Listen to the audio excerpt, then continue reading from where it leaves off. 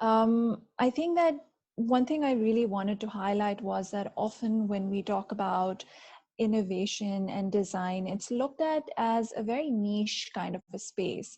Where very specific people work and operate in either very set parameters.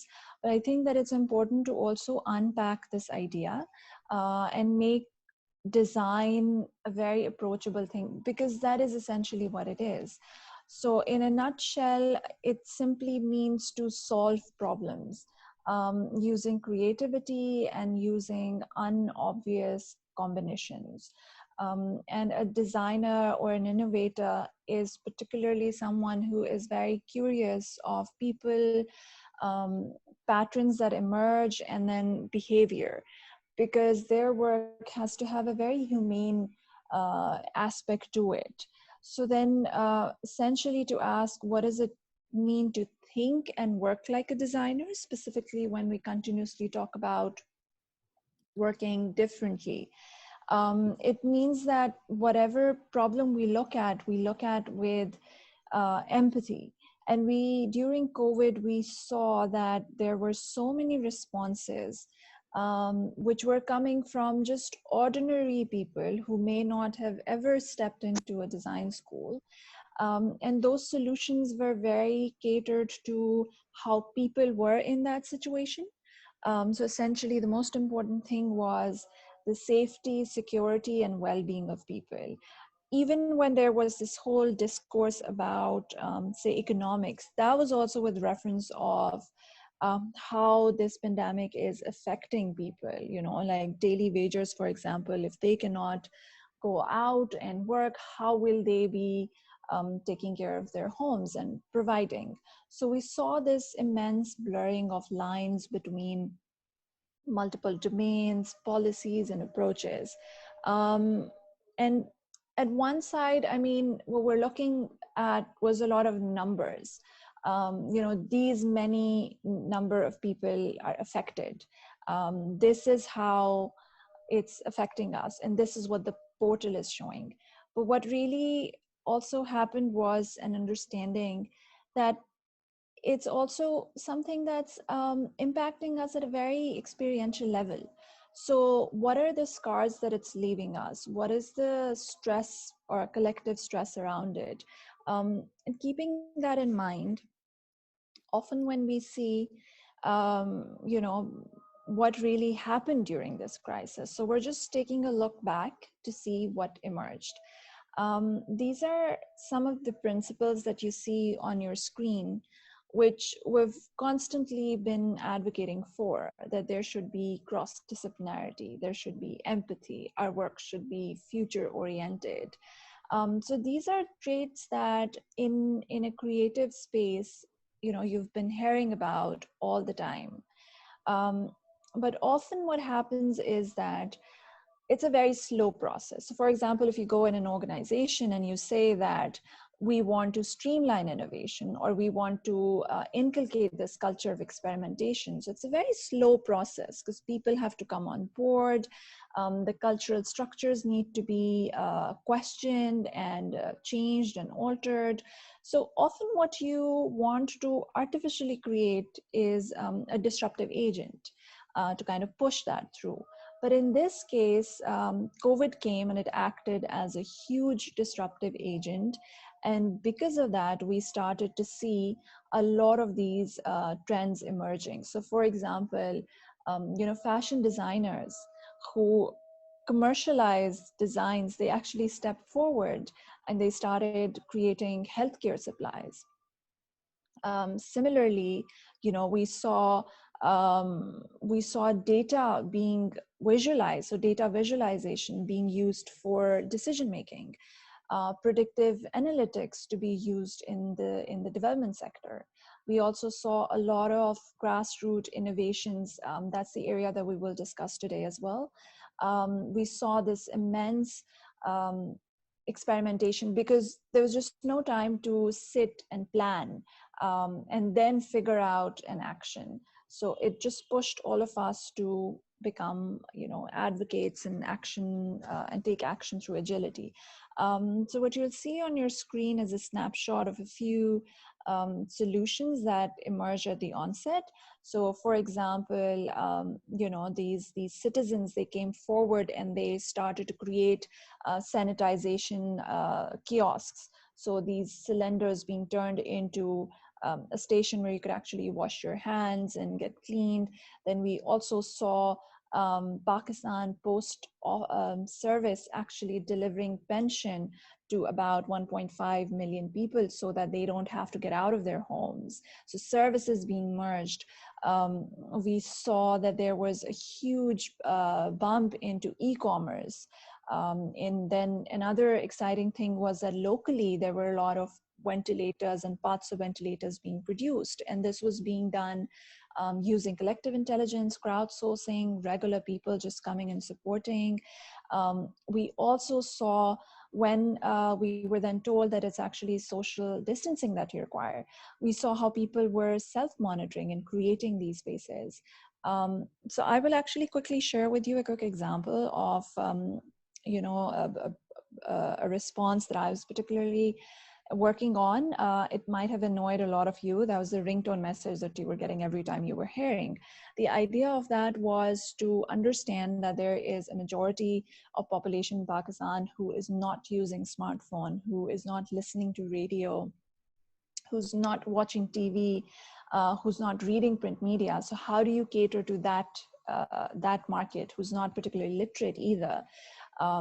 The penetration of phones is 90%. So every time you call someone or you get a call, you have to wait for the person to pick the phone. So how can we use that space and turn it into a message? So even though it was something very simple, it required a lot of behavioral insights work. So looked at the message needs to be very clear.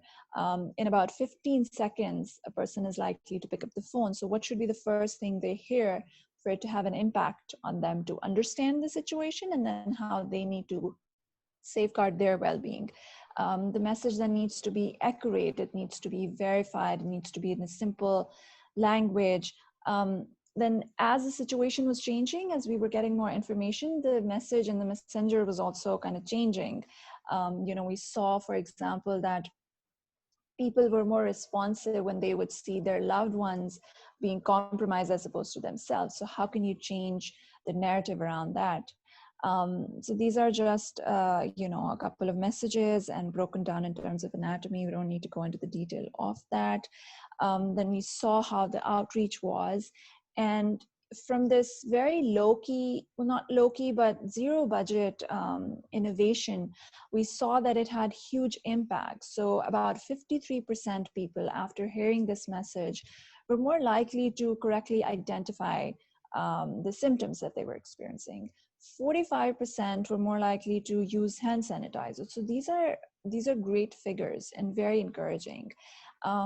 And I think that that's an example that we can also use to now move toward the conversation to understand what is the role of a designer now. We have seen that we have a huge opportunity to come in. It's not that our work needs to be limited just to the innovation and creative field. We need to work in policy advocacy, in politics, in governance, in healthcare, in every whichever way. So it's important to now see if our role is going to be at a sideline, or we really want to get in the heart of the system and try to leverage it to change it. So again, some of the trends that emerge, some of the new areas that were coming up, why are system designer not working in service delivery and regulation work? Why are graphic designers not working for data visualization for e-governance and the likes? So what we have today is a very exciting panel who has used empathy to understand how to use the domains that they're working in. So for example, if empathy at one time meant that you need to be with people, now you need to maintain distance. So things like that. So let's hear from our panel. I will stop sharing my screen. Okay, So maybe I can start off by asking all of you, what were some of the general insights that you saw emerge in your own domains? And then how did you see COVID change the way that you were functioning? So for example, let's start with you, Sadaf. You operate in a women empowerment space. How did you see the pandemic came in and it shifted things for you, and how did you sort of respond to that, and what were some of the exciting things that came out? Thank you so much, Javeria, and to UNDP Pakistan for hosting this, which I think is a really exciting and valuable topic for all of us in today's world. So, interestingly enough, as soon as the pandemic started, for us, it actually became a heightened moment for innovation, for listening, for adapting, for discarding, all of those things. Because we saw it like others, that business as usual can't continue.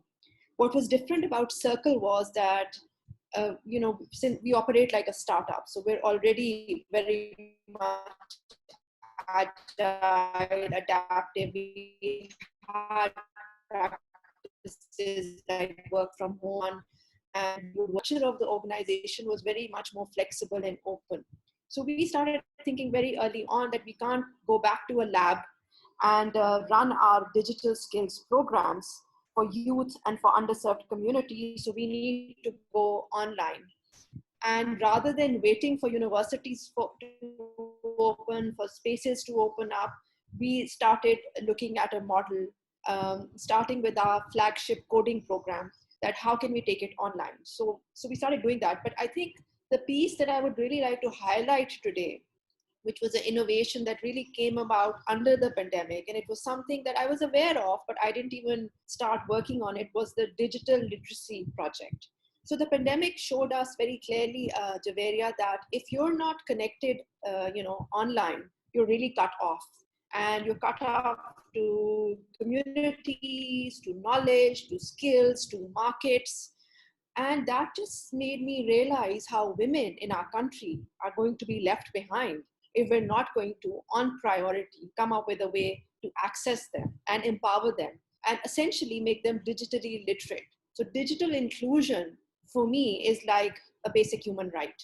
I think in today's world, every human being, especially women and girls, need to be digitally literate, and they need to have access to internet. Internet is so powerful. It opens up so many possibilities. So based on that vision and philosophy, we said, let's experiment. Let's see what we can do. And we put together a whole initiative where we worked with women in Quetta, Peshawar, Karachi, on digital literacy. Now, how did we do it? We did it all remotely. Me and my team, no one traveled out. We didn't mobilize communities. We didn't talk over there.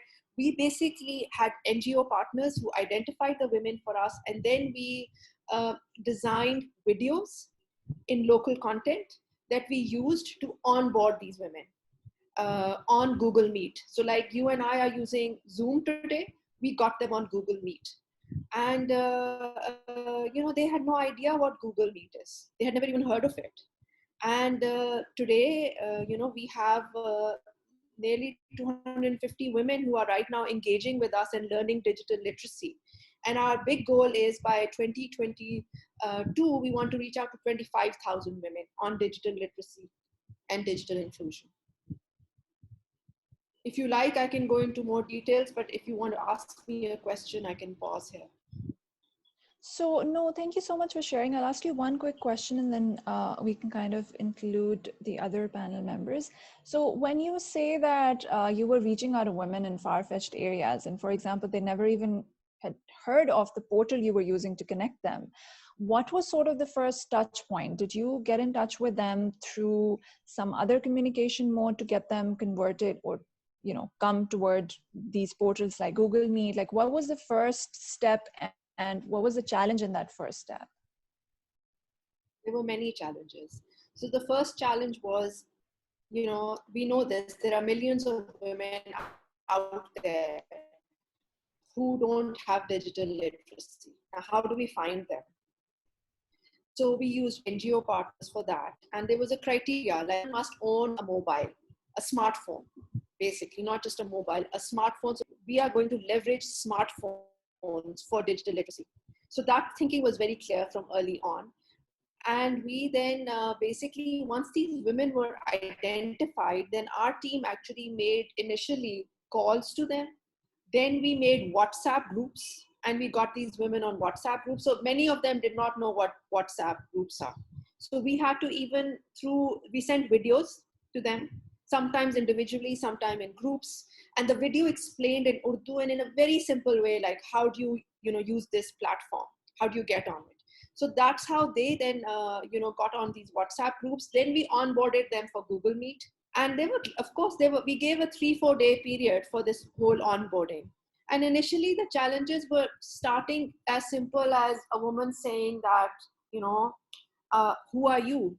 And why should we work with Circle? Like, there's so many people who come with these promises. So there is that distrust. Then there are things like, I have to get permission from my family, if I can do this. Sometimes men would answer phone calls, and then we had to convince them. So in the Pakistani context, a woman's access to technology is really controlled and constrained. There are all sorts of myths attached to it. That access to internet is going to corrupt you, it's bad. And sometimes even women have these views. But most importantly, the men in the families have to be mobilized. That was an important lesson. And, we had women who then learned how to use basics of Facebook, Insta for their micro business. They were running small businesses that were disrupted under the pandemic because they couldn't have access to markets. So we made the course very practical. How do you use WhatsApp for business? How do you create an email ID? Facebook, Insta, take pictures, upload them, captions. Not all of them were, literate, fully literate, like 8th grade, 10th grade. Some were FA also. So it was a mixture. And I think just giving them trust, listening to them, telling them why this is important. And we really talked about the big picture, how a digitally literate Pakistan is actually going to lead to economic progress of the country.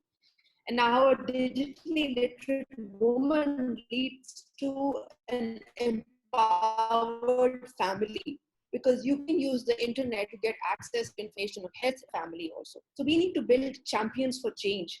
That was really important. And we kept it all very simple. And throughout the experiment, listening, as you said earlier, being curious, reiterating, seeing where are the pain points, what needs to be improved, simplifying things. But I have to say, I'm very impressed at the bottom of the pyramid. We often discard this group. We think, they won't get it. But just about a week ago, this woman said, I have made my email ID. Now, again, she was sent a video on it. Then she was brought in a live class in Google Meet, and she learned how to do it. And we show it through the screen and everything. And she said, "Mujhe to lagta tha," I'll say this in Urdu, "Mujhe to lagta tha ye sirf bade log banate hain email ID." It was so moving for her कि आज मेरा अपना email ID है. So, a woman feels really empowered when she has access to basic tools that you and I take for granted. It's opening up new possibilities for them. And I really feel this can move our country forward. So that's why, we want to take the SDG goals 5, 8, 17, and we want to go to 25,000 women. We're building a scalable model. We're looking at the curriculum. We're looking at simplifying all these processes. So the experiment is still ongoing, very much so. Okay. No, I can also briefly mention that yeah. Sorry, what was that? I was saying the results are very encouraging. We had Karachi School of Business and Leadership reach out to the first cohort of 60 women, and 90% reported increased confidence in using these platforms. Majority had never used internet before and now were comfortable. Percent of them were posting 2 times a week, and 90% said this program should go to other women. And some of them had already started teaching other women in their families. And they were feeling so positive and proud of it. Yeah, no, that's huge. And I think that it's so important too. Like you said, we take things for granted, because what we experience is again in a conformed group. But there is a large population out there who may need more access, not just in terms of a lot of times internet, but I mean, you talked about trust, and I think that that's also very, very key. So Zuraiz, I wanted to get your point of view. You leveraged I mean, you used this pandemic as an opportunity, and you used the idea of having internet as an opportunity. So you basically created a community on Facebook, which was to connect people. But when you were explaining it to me earlier, and I'd like you to touch on it today as well, that it was very important for you to get certified doctors in the panel, authentic information, so that if anyone is asking or providing information, they are able to trust that information. So you really created this community, which serves as a community of champions for change. So can you highlight maybe how you came to this conclusion to use pandemic to create a platform, and what were some of the key things that emerged from it that you later leveraged on as well? Hi. So, thank you so much, Javeria, for inviting me to this wonderful session where I'm among a lot of panelists who've done so much for this country, and I'm actually honored to be here. Talking about my group, so basically before making this group, there was no central mechanism to reach out to the people who were actually looking for help. If we talk about COVID specifically, this group actually sorted the requests of COVID-related patients who were actually looking for support online because they couldn't find it on ground, and there were no central numbers from anyone where they could connect and they could get help. So as the founder of Corona Recovered Warriors, when I made this group, actually, I had an idea that I'd be diving into something that's going to consume all of my time and energy, and it is going to actually put me in a position where I'll have to make some systems, and systems that are really accessible, that are really simple for the people who are not really connected on the internet as well, and systems which actually provide support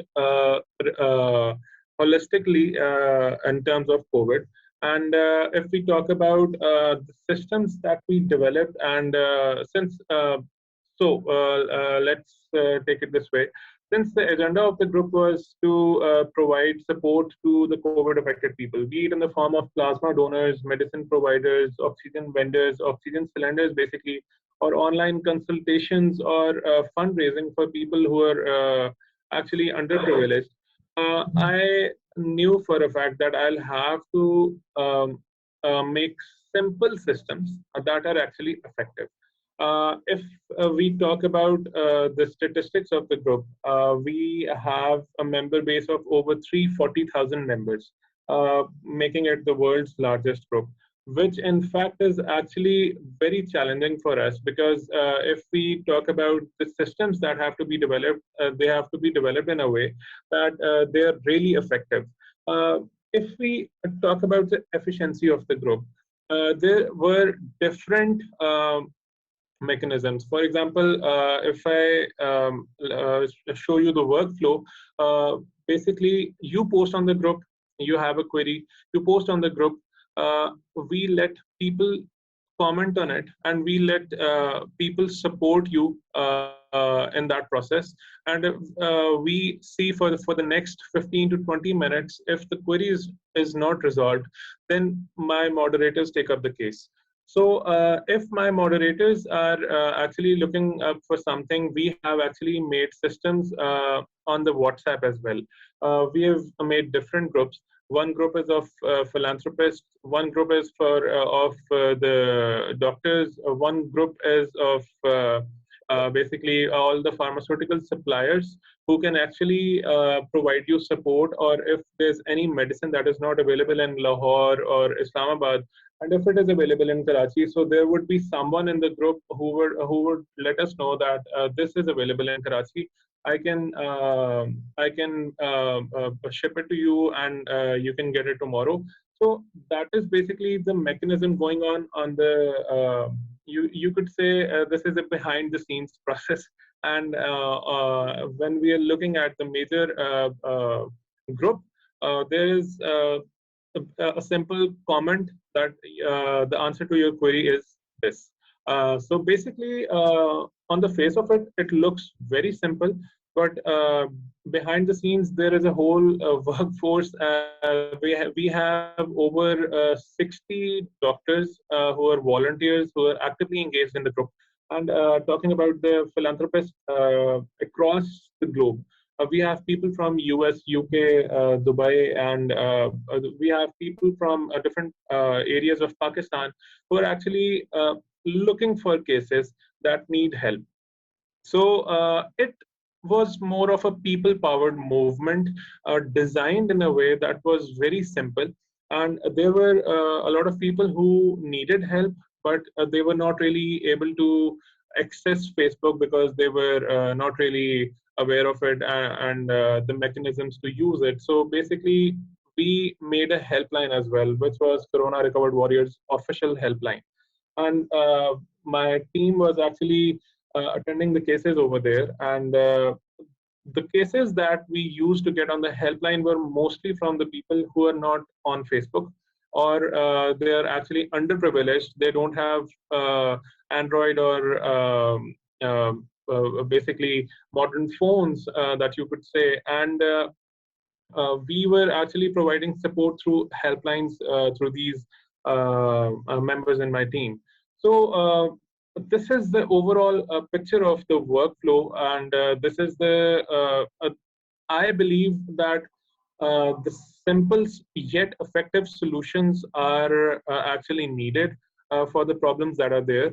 And considering the kind of crisis we had, it was definitely going beyond our reach. It was definitely reaching, it was definitely penetrating the communities on a very micro level.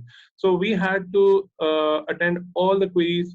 To solve that, we had to come up with something that was very simple yet effective, hence the Facebook portal and hence the helpline.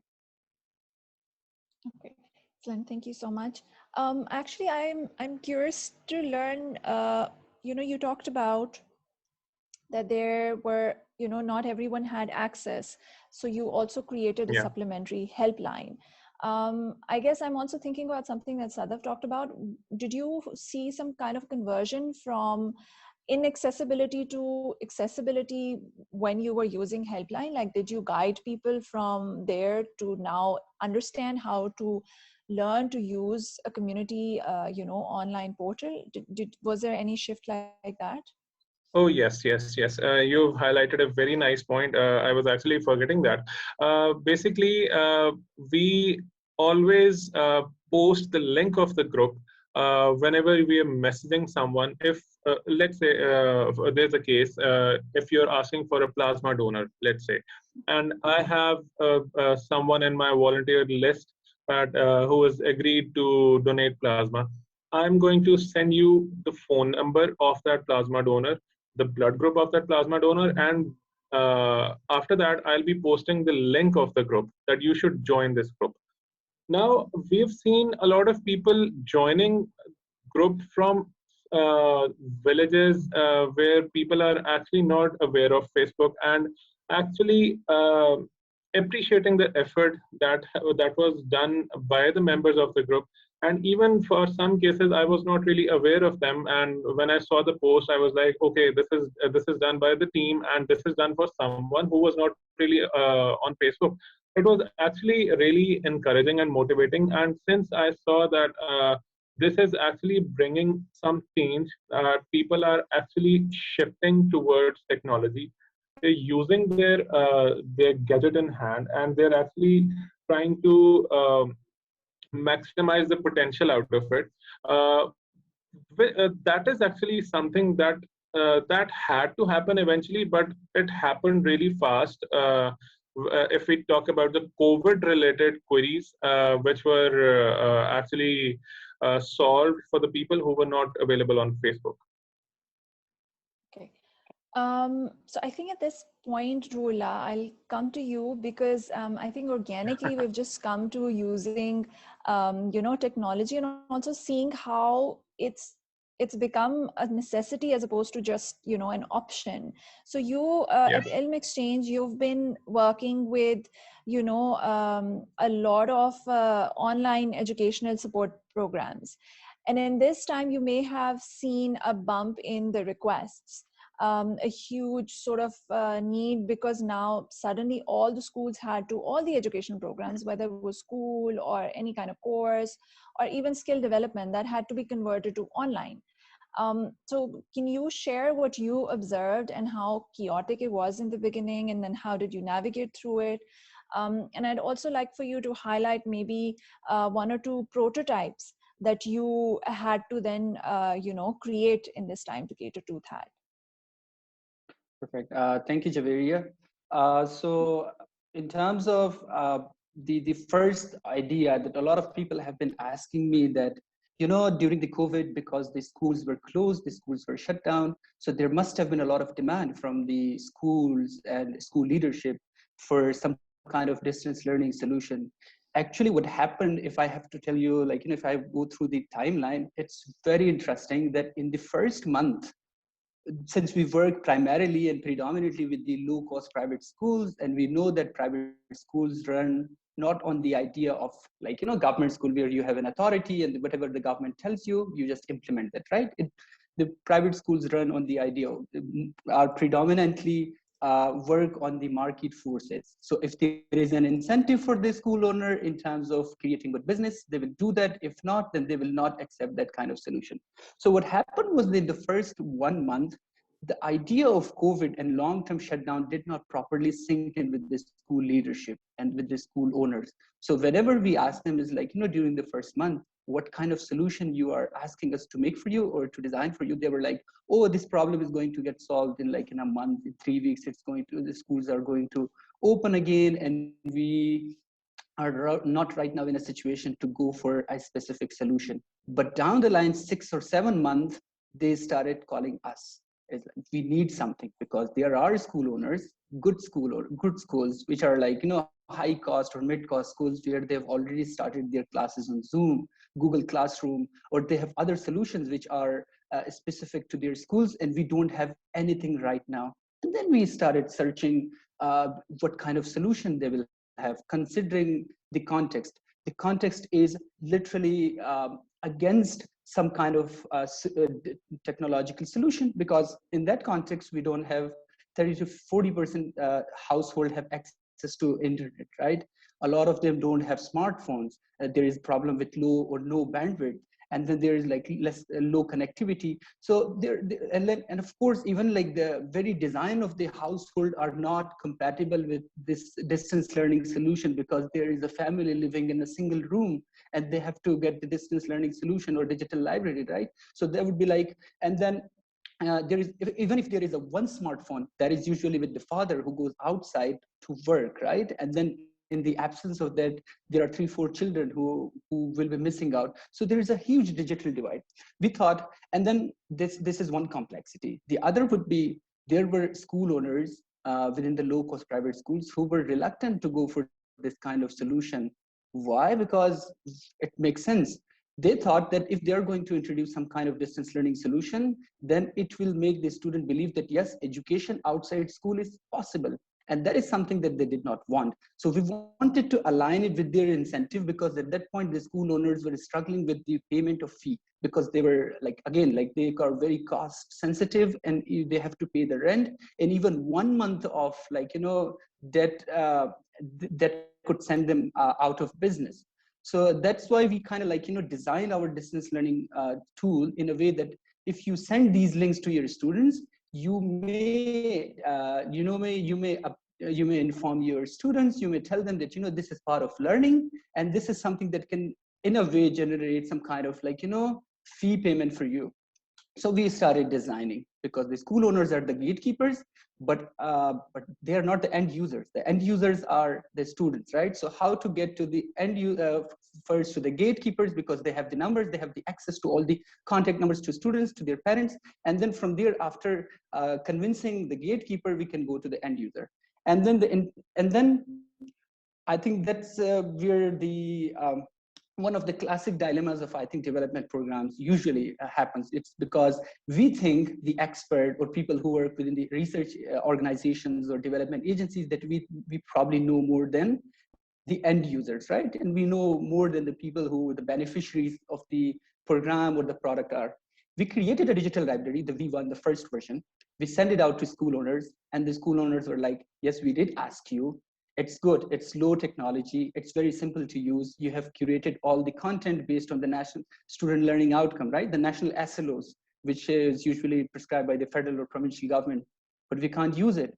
And we were like, a lot of them, we asked us like, you can't use them, why? Like, everything is possible. It's on smartphone, you don't need a lot of connective bandwidth problem, because these are simple videos, you can just watch them. And they said that the content is aligned with SLOs, with the national SLOs, but we want them aligned with our specific textbook, right? So for example, there are like more than 90 textbooks in the businesses, and they will be like, if we are going to just send these videos and not make it aligned with our textbook, that means that we are not continuing the learning process. The parents will be like, these are just random videos. We just don't want random videos. We want our child to have a proper educational experience, and ultimately by the end of the year they can progress to the next class.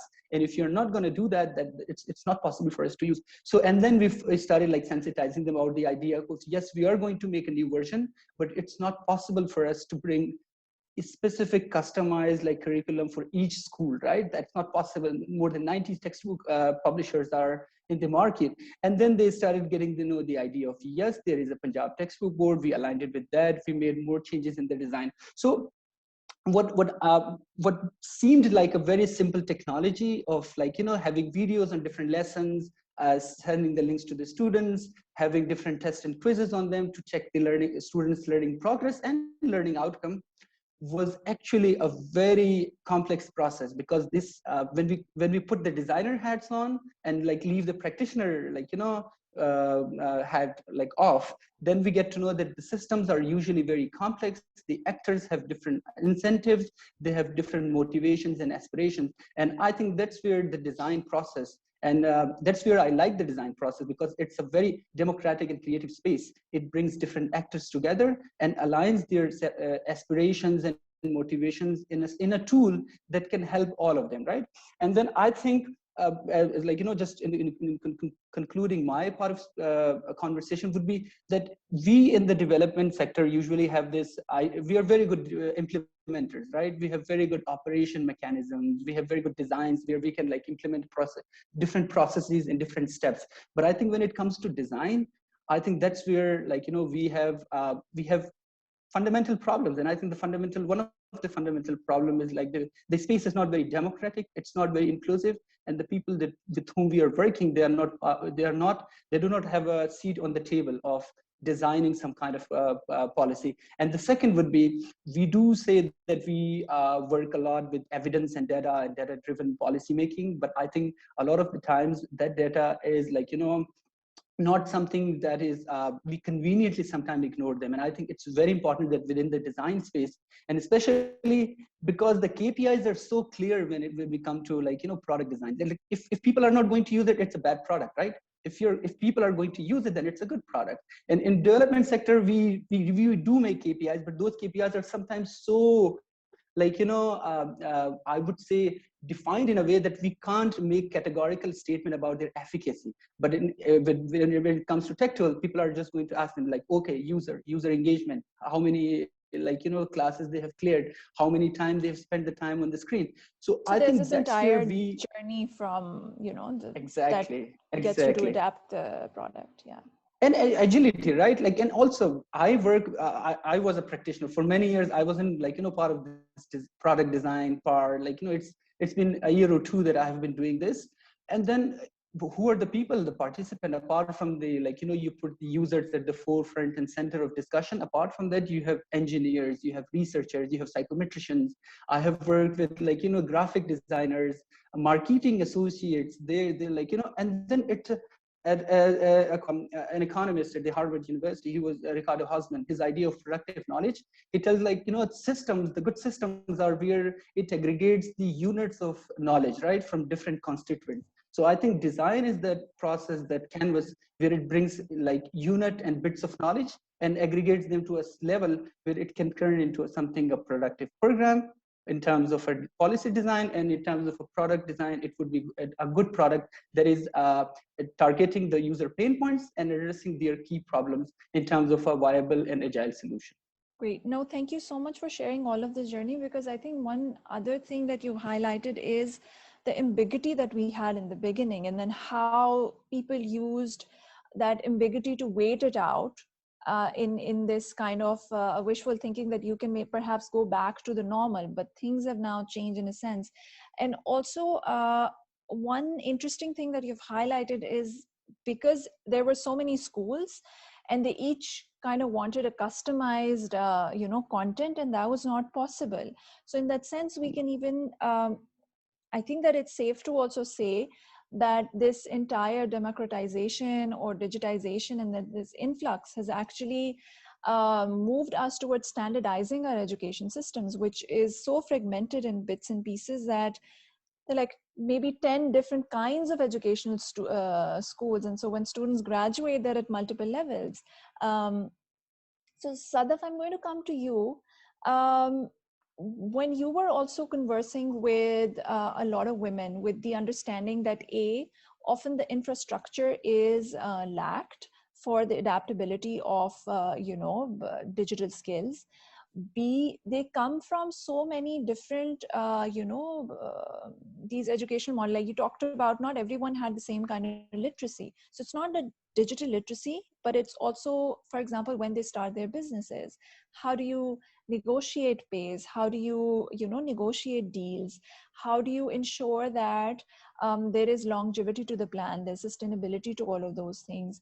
Did you see any unobvious but interesting combinations of partnerships or collaborations? Say, for example, for the expansion of infrastructure, there may be, there is opportunity for public-private partnership. But other than the obvious, were there any kind of collaborations that you saw between different stakeholders that you were catering to? And if yes, how can we leverage that, not just in the domain that you operate in, but in the larger, economic development? Thanks, Javeria. So, I think one of the insights for me is definitely that solutions to complex adaptive challenges doesn't rest with one stakeholder, and it requires an entire ecosystem approach. So often we're just looking at it in our zone, and we're not engaging with other players. And that's something I think one has to keep reminding oneself. So that's a great question. I mean, there were obvious collaborations that we went for example, Jazz and Telenor. For them, if we are able to do this successfully, this actually opens up a new market spectrum and they can earn millions, if not billions of dollars from it. And that is why my appeal would really be that they should be investing in digital literacy at the bottom of the pyramid, because this is going to be a very fertile market for them. Some of the partnerships that emerged and that we're already also looking at building, microfinance players. They're working with, 50% of their clients are women, and these are low-income households. I spoke to them, and they are doing nothing at the moment on digital literacy. It's all about financial inclusion, and it's touch point. They go out in communities, and they loved the digital literacy project, and the fact that if a smartphone can kick in and their customers can become digitally literate, they can actually start using that smartphone for so many other things, which will add value to their piece of the work. So now we're engaging with the microfinance players. I think just listening to Zurez right now, I got some ideas. So that's why I'm really thrilled about this conversation happening. And I think we learn so much from each other. So for example, like his platform has brought in different people what he talked about, from doctors to people who are suffering from corona to others and philanthropists. So I was thinking, because we want to build a digital community also for these women. And I will never have the bandwidth. If I want to reach out to 1 million Pakistani women at the bottom of the pyramid and make them digitally literate, I can't do it through a typical, instructor student model. It's expensive. I can do it, but it's expensive. It's inefficient.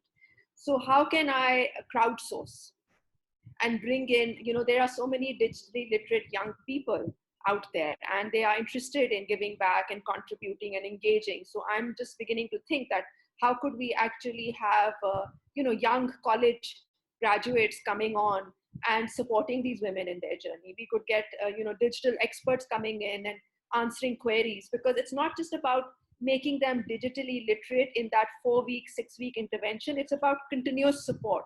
Because as you and I know, you learn through practice and you learn through support over a period of time. And I think that kind of hand-holding, I was just thinking, could be very interesting, to include. So anything else you'd like me to comment on? Have I answered your question? No, you have. And it's also interesting that this is again coming back to when we were mapping solutions. Now we were able to see a lot of these cross-pollination. If someone's operating just in one industry, they're suddenly like, I'm lacking on this front. So a lot of people who lost their jobs, for example, the food delivery riders, they were then getting jobs from pharmacies to now supply medicine, because they already had that skill, they already had training, and they needed work. So we saw like very interesting kind of things. I mean, people who are not used to even trusting online portals for anything, they were now jumping to it. So this idea of working together and learning from each other, it kind of also allows for us to pivot in a different direction using that experimentation mode. Zuraiz, can you also highlight, like, just when Sada was also speaking, there's been an expansion at your end also, right? You started off with just this plasma connection and everything that you kind of explained to us, but now you're moving, you're changing direction, not changing direction, but you're expanding, you're moving toward other areas of health, which are not just limited to COVID. So can you give us a little brief into what that is, and then also what are some of the learnings from the work that you've done so far that you will use to incorporate in those subgroups? Right. Okay, so talking about my group, which is going to add a lot of dimensions of health-related issues. I would be adding cardio-related issues to the group, because I think in Pakistan, diabetes, cancer, and cardio-related issues are prevalent, and we really need to talk about them. We really need to highlight the prevention of these issues, and how we can actually manage these health issues before reaching to a point where they're no more treatable. We are actually expanding, adding one more dimension, the kidney related issues. So basically all these issues are actually being added to the group, because I see a lot of space, I see a lot of potential that we can actually save a lot of lives by telling them what to do and what not to do. Awareness is the key. I can use all the digital forums that I have, all the digital collaborations that I've made so far, and different groups, different pages, different celebrities who came in contact with us, and who can actually deliver the message across. I just want that actually on the back of my mind, actually I don't want families to suffer because of any health issues, because I don't want to see them suffering through this, through any kind of health issue. And because of this concept, I want that people should be actually focusing on the prevention of it, and how to mitigate any crisis that is impending, and that is basically something that is they're foreseeing. And talking about the group and how it is going to help. Basically, what if I tell you that I'm actually going to introduce a new idea to the group, that you can actually order your pharmaceutical medicines or anything that is needed from the surgical instruments, or anything that is medical in nature on the group. And I have the network in place. I know people from Karachi, Islamabad, Lahore, Faisalabad, Swat, and GB, Azad Kashmir, and every territory. So basically, I'm going to connect all of them, and I'm going to use the resources that I have to help someone across Pakistan. So if you can order medicines on the group, if you can order medical equipment on the group, uh, you're going to solve another problem. So the group is not just limited to something that is associated with Facebook and entertainment. It is actually going to solve some problems. And this is the beauty of design these days. I could say that if you're actually designing something that is solving a problem, then you're actually contributing to the society. You're actually helping the global organizations achieve their goals of health and education. And you're actually playing your part as an individual as well, for primarily your own mental satisfaction as well. And along with that, you're actually helping those in need, who are actually looking up to you and looking for something that is not available to them. So basically, these are the ideas that I'm going to work on in the future. Hospitals can be booked through this forum. The best doctors availability. Basically, we're going to have some voting on the group, and we are going to nominate a few doctors in respective fields, so that you can reach out to them. This way, we are actually engaging people towards a healthy competition as well. That you need to improve on every front. You need to improve the services that you're giving.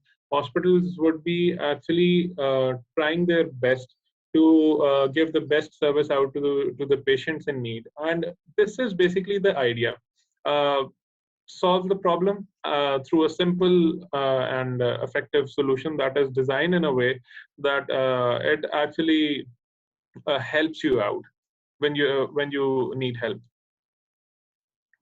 That makes total sense. And I think that already you have two networks here that you can leverage from. I mean, you can use Sada's network Yeah. to even reach out to people who, like she was explaining, personas that are not even empowered to have this choice of using technology when there is so much of dependency on it. And also, there's when you're creating so many programs of education that are reaching out to such a large number of people. I mean, one school has so many students, and each has so much of, we talk about 6 degrees, but it's much more expanded than that. What is say, if I'm to ask each one of you, when you look at the ambition that you have and sort of the opportunity that there is in our local ecosystem for that, what's the biggest help that you can have? And by help, I don't mean just in terms of ideas or notions, but also is there a policy that can actually support the work, or is there some kind of a network that needs to be associated, infrastructure expansion, what is going to be the ideal scenario for your ambition to actually kick in? So basically, okay, No, go okay, ahead. No, go ahead. I think that you're okay. already in that flow. Yeah. So basically, if I talk about my venture, it is closely associated with the health department. And I can safely say that if the institutions that are associated with health in Pakistan actually reach out and actually reach out to us, or if we reach out to them and they're actually in a position to be to accept what we are saying, and to be on board with us, it is actually going to help us, and it is actually going to help them as well. And I see a lot of potential. And you can see, if we talk about designs, you've seen how Food Panda is an active food delivery portal for Pakistan and for various other countries. So basically, if I talk about a simple, effective, one-stop health app and a one-stop health solution, definitely we're going to have it massive, and we're going to uh, institutionalize it on every front. And I see, if the Ministry of Health, or if the institutions related to health actually come into play, we can solve many health issues on the ground with the help of different networks, NGOs, organizations that are working on the ground. True. Excellent. Yes. Okay, so in terms of health, I think there are like a lot of variables that need to be addressed. So for example, for simple technology, which is digital library, for that to function smoothly, there are a lot of variables and infrastructure to be in place, right? So I think all of those are pain points, and the government and of course the private sector, for example, the market has its own solutions, but I think without the government support, those big infrastructural variables can't be solved. So for example, the connectivity. And I think when I talk about connectivity, people usually think the disposable income, that they don't want to invest on internet, but I think it's beyond that. A lot of areas don't even have connectivity, right? They don't have access. They have bandwidth problem, and I think all those issues could be solved. I think there could be some kind of incentive policy for the schools to buy, like, these ESS products. We call them educational support and services. This could be like, anything related to technology or anything related to learning within the school should be some kind of like, in one way or the other could be incentivized by the government. For example, they need projector, they need like, for example, screens, right? They need tablets, smartphone. These could be like, these are the investment that the states usually take, right? The private sector creates some kind of like, packages, but those are not going to solve the like the problem of 50 million children in Pakistan who are school going age, right? So it's at scale problem. And I thought, so apart from these infrastructural, I think issues, I would say schools right now, especially when we talk about the low-cost private schools, I think usually there's a very big misconception within the education policy or discussion that there's like private school mafia, right? But these are not these schools. We have talked to them. These are like more than thousands of schools who charge 50 rupees, 100 rupees, 200 rupees. Like they have 2 or 3 rooms, and a lot of them have gone out of business because they couldn't like, get money from these students because those students' parents were out of like, their work. So I think some kind of education financing for these schools from the government or from the MFIs, microfinance institutions, would be fantastic, because that can support them not only with the learning, but I can help them continue learning, right? And then if they are going to be just, if for example, a school owner or a school leader or teachers are going to work on like, very primary issues of like, literally livelihood or like, school building, running water, then the quality of education literally takes the backstage, right? Like we can't talk about the quality of education. So for the quality of education to improve, I think the government needs to go beyond these primary and essential elements or infrastructural things. The third thing would be, I think Sadaf and people like Sadaf are doing fantastic work because they are laying the ground for us to innovate, right? So if without the digital literacy, how can they even go with those tools? They can't use them. So I think organizations like Circle and organizations that we have already collaborated with them, they are thinking of like creating some kind of digital learning and digital literacy program for school owners, for teachers. And then because of these conversations, we are in the process of creating a new tool. Although the tool already existed, we have the minimum viable product. It was a management information system for the schools. It's called My School. It's a product within Ilm Exchange. Right now, we are designing it to take it to scale.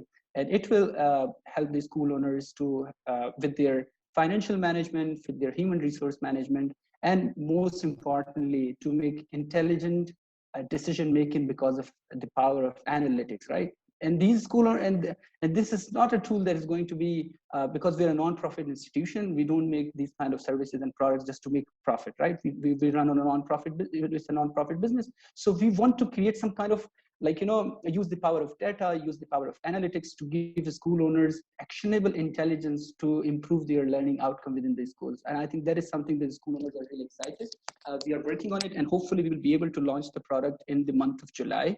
We are almost done with the design and development of that. So I think the three variables that I mentioned were digital literacy, infrastructural problems, financing. I think these are the three big barriers that the government and the private sector can solve. And lastly, in terms of collaboration, I think it would be not to mention the effort that we have that have been from our partners. We don't make videos because, again, we are a research institute. We run large scale randomized evaluations. RCTs within the education policy, we don't have those products. We didn't have videos. And within weeks, like literally, I would say even a week or 2 weeks, we had partners who helped us. We had Sabak News from Karachi, and they operate all over Pakistan. From Hassan, we had help from Talimabad or the Orinda project. We had support from other educational content providers. Like, they make good quality content, and they were like, take it for free, just curate it on their platform. So our platform is not basically the videos that we made. These are the videos from our partner organization. They said, you have one thing that can help us, and that is basically connectivity with schools, because we have conducted survey with 20,000 schools in Pakistan. So that is the data we have, and we help them with the analytics, with the their business models, and creating a groundwork for them to innovate later on. Because we are not here to make digital library for forever, right? We are not going to we made it because we did a research out of it. We did because we wanted to help school owners, but they're the people who are going to ultimately benefit from these kind of collaboration. So I think the system is very right now ready for innovation. The disruption has been huge, but so are the opportunities, I think, right now for the government, for the private sector, and for organizations like us who can help them with the data and evidence so that they can make smart design for not only their policies, but also like for their products and for many other services that they want to bring in this ecosystem. Great, thank you so much for sharing, and I absolutely agree. Yes. Yes. Thanks so much. So I, want to chip in that some of the suggestions I have, I've been studying digital literacy models, and in India, Tata Trust put in $10 million and Google put in $10 million, and they've reached out to 20 million women in rural communities. So there is an investment, as Ruhollah talked about it, that is required if we want to go to scale, because it's not about even 10,000, 1,000, 50,000. It's about millions that we need to reach through all the work that all of us are doing over here. So I think at a policy level, we need investment in this. Secondly, I think we should also mobilize CSR funding of companies. They are supposed to do CSR, and it's not strategic. It's so ad hoc. So let's make CSR more strategic and really pick and choose. Okay, these are the 5 things we want to do through it, and do it at a country level, so we can actually make deeper impact. So I think that would be a recommendation which can really be very beneficial. The likes of Zore's, Ruhollah, digital literacy, if they picked up different projects like that. The other thing, of course, is we need investment in digital infrastructure, 4G, making it available. That's a role of government and private sector coming in. Affordable mobile phones. I think that's really important. We need to bring the costs down, make it more affordable plans, data plans. Now, under the work that we're doing, we're giving 2 months data package, but if we want to reach out to millions, we need very affordable data plans for the bottom of the pyramid. I think youth groups, volunteer groups, youth groups, having access to those, and really even at a country level, I feel, if we have a youth bulge. So if the 60% young people are channeled again in directions which are productive, which are useful, it would help all of us. They would learn and grow. So I think there's a collaboration there also with education institutes, youth groups, to very strategic internships, social sector related. And lastly, of course, sorry, one second. I think just having more of such discussions that we're having today, I think it's been so beneficial to hear what other people are doing in this space and how each one of us can learn from each other and support each other. So I think just frequently just taking stock, slowing down, reflecting together is really, really important. I think for the government, I would really say prioritizing digital literacy, because it's the building block. On top of that, you can then get digital skills. We can build coders, digital marketeers. They can go towards all these different directions. So maybe that would be another way to look at it. I mean, I knew this was going to be a good conversation. I mean, I had no doubt, but I'm so impressed, and my head is just buzzing with so many ideas with what you all have shared. I think this is to be expected when you get outliers in one room, and they're talking about it. So some very, very key things that you all have highlighted. It's so crucial now. I mean, there was no intention for this conversation to completely become about, technology and digitization, but that is just the reality of things. Pakistan has such a fast penetration of, digital tools and everything, but there's still a huge unconnected population. So until, exactly how you said, until there is a larger expansion of the infrastructure, there is, less cost. It's made more approachable, not just in terms of cost, but also in terms of acceptability. Like, it's easy to use, it's easy to understand, it's customized maybe in everything that we're delivering. It needs to be maybe customized into not just different local languages, but the cultural notions around it, so that there's comfort, there's trust, and that there is more, collaboration across board. I think one other thing that I've kind of learned is the things need to be done in a systemic and strategic manner. Otherwise, they die out. I mean, it would be really sad that even though right now, like you all talked about and highlighted, COVID has been such a big disruptor. It has really opened a huge space for all of us to operate in, and there's such acceptability from people, because this ambiguity and uncertainty that we are in, it's really making us all be super open to try different things, just as a way of managing and navigating our day to day. So it'd be such a missed opportunity to let these trends go by and these patterns of accelerating innovation, die out like this. I mean, I'd love for these conversations to continue. I'm just looking at the time as well. So maybe I'll hand it over to Tabinda at this point for any Q&As that we have from the participants. And I certainly hope that we continue these conversations, and add more and more people and minds who are solving problems and who are actually creating a dent into our social, space. So over to you, Tabinda. Thank you, Javeria. Yes, I totally agree with you. It was a wonderful conversation, and there were linkages that were coming up as well. So we have one question in the chat, and the question is for Zurez. So Zurez, someone wants to know basically your motivation. I think you have probably already answered that, but the question is that I want to know that how are you mentally able to give so much time to this cause? I'm sure you have a work of your own, and I'm curious how you were so passionate to serve this group so much. What was your motivation? You have answered it, but please feel free to add anything to it.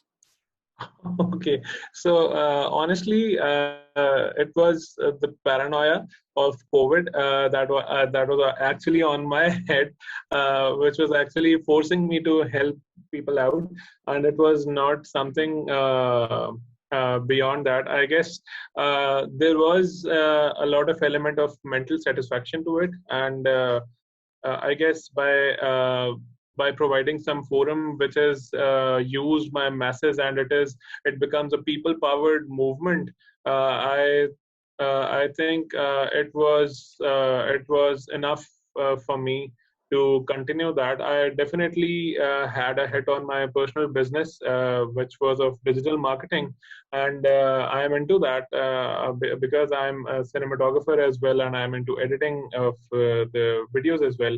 So it took a huge hit, but actually, it was more about my mental peace and satisfaction, and it was all about the paranoia that I had in mind, and so it led to eventually this group, and I actually gave all of my time and energy to this group. Thank you.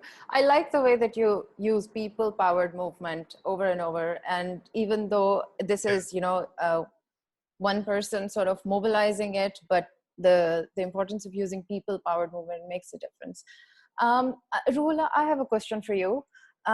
So the videos and the learning content that you have received from partners, I'm curious to know that was that content tested with students and to make it more interactive, to have students sort of have some form of learning indicators or parameters or something of the sort. So, because in education, I feel like this is a very difficult thing in exchange of knowledge and learning. So if you can. True. So initially, most of the support that we got from our partners, we got really good, high quality content from them. These are mostly videos, right? And then constantly, design thinking, made the videos, made the portal, shared it with the users, and they got back to us. We don't have quizzes with them, and then we got back to our partners like, okay, let's add quizzes now, right? Like proper process. And then after that, we don't need worksheets because sometimes we don't want to watch videos. We just need worksheets because you can print them out and then send it to different homes. Like we can call your parents to collect those worksheets from the school. And then we added worksheets. And then now we need to know how many times they watch the video and they attempt the quizzes and what is their learning achievement, right? On the basis of a specific lessons. And then we had to create an entire learning management system because they were right. We always knew, but initially since building the entire infrastructure takes a lot of time. So we did in an iterative process, but it was fundamentally linked to users' need. And then they asked us to connect them with the learning management system so that they can track two things. One, their students' progress, engagement with the content, and then their progress on their learning trajectory, right?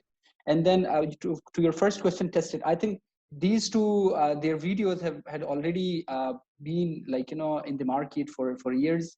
People watch them, like them. There are so many schools who have subscribed to their content. We already knew that that was the content that definitely would be something effective for our schools.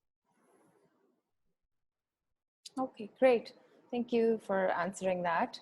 Are there any closing remarks or anything that you would like to share? This is to all the panel members.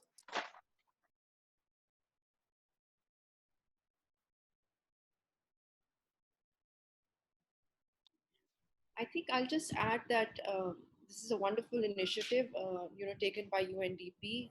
I think, given your priority in encouraging innovation, the government's also role, and us as problem solvers and people who are listening and designing, iterating, I think I would just say in the end, this has been a fabulous experience for me personally. I have got so many ideas, and I'm going to be following up with the panelists, Ruhula and Zuraiz over here. So thank you for facilitating it. And I think we should have more of this, and maybe even a quarterly check-in could be very useful. I mean, we could do that independently, of course, but maybe the innovation lab at UNDP wants to encourage and facilitate that, because we're all on something. I really feel it. Like, I think, we're on something. These are major problems to solve, but they're very adaptive. They're very complex. We haven't solved them yet. So we need to continue. So thank you. Thank you, Sadaf. You're absolutely right. We are planning on having more of these conversations as well in the future, and building a community so that we're learning from each other. There is a question in the chat, but I'm actually mindful of the time. I think that you guys have already addressed this question, that how do the digital solution of the panelists accommodate for those who do not have access to technology? It is sometimes these people that need these solutions the most. And I think, Sadaf, you have covered this mostly in your conversation, but anything you want to add to this? I'd say let's start thinking of using the smartphone, as a solution for everything. A lot is possible. There are millions who already have smartphones, and even we have women also who don't own it, but they get it for 2 hours per day from their spouses or family members. But as I said, one recommendation is affordable smartphones so women can actually purchase it and be owners. It's a basic human right in today's world. So I think a lot is possible through smartphones, and we should keep monitoring women's access to smartphones. But just a smartphone is not enough, because we need to make them digitally literate then. Yeah, absolutely. I totally agree with this, that access to internet and a smartphone, it's a basic human right now. Thank you so much, everyone, for your time and for the amazing conversation. I also want to thank Binish as well, and Javeria, and for their time, and the panel members as well. This was a wonderful conversation, and we will be doing more of these in the future as well. So thank you very much. We will end the conversation now. Thank you. Thank you. Thank you very much. Thank you, UNDP team. Yeah, thank you so much. Thank you, UNDP team. Thank you, everyone. Thank you, panelists. Thank you. Lovely to meet you all. Thank you. Bye. Thank you. Take care. Bye. Take care. Bye-bye.